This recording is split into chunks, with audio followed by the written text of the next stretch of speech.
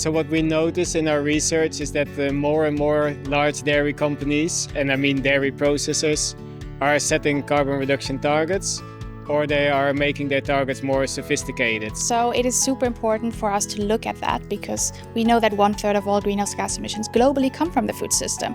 At the same time, we know that the system is quite inefficient in itself.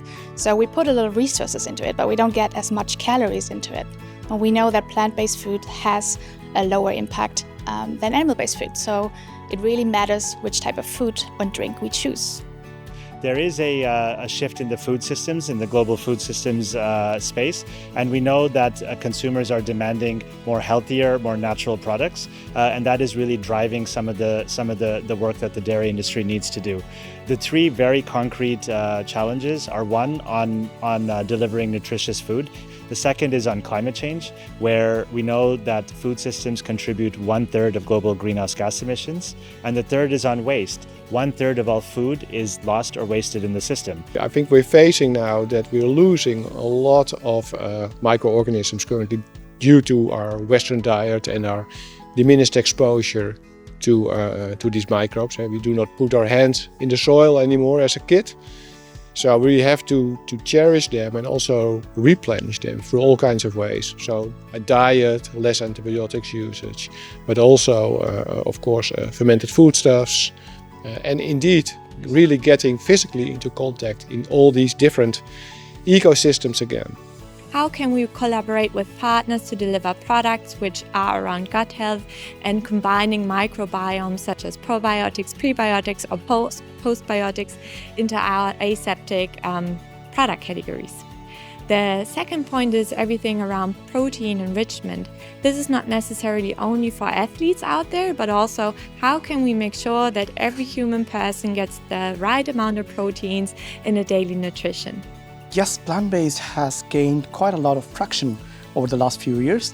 It has gained quite a lot of interest. We see a lot of innovation coming in to the spaces, and the very unique part of this segment is it has withered through a very turbulent economic condition in Europe and still growing.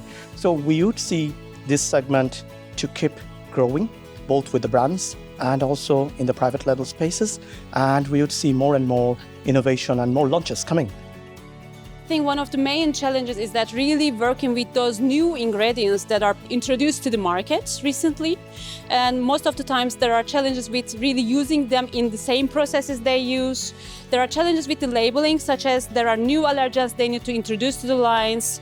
And it is often that the textures and the end product appeals, like the overall looks and the taste, is not really like what we are used to. You know, it's really new textures. So these are the challenges that manufacturers want to overcome, because then the consumers would buy again and again what they produce.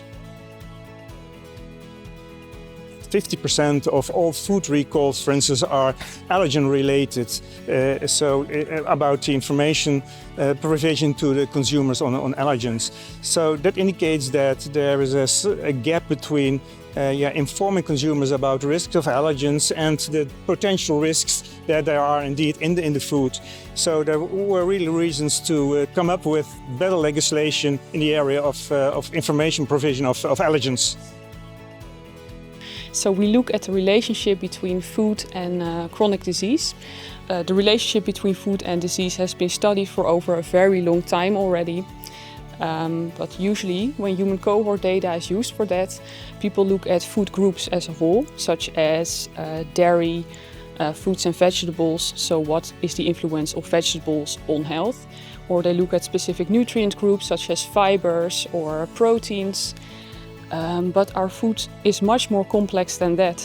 Our food consists out of 10,000s of compounds, at least that's the estimation. So we propose to look at the level of compounds to study the relationship between food and disease. And that's the novelty of our methodology.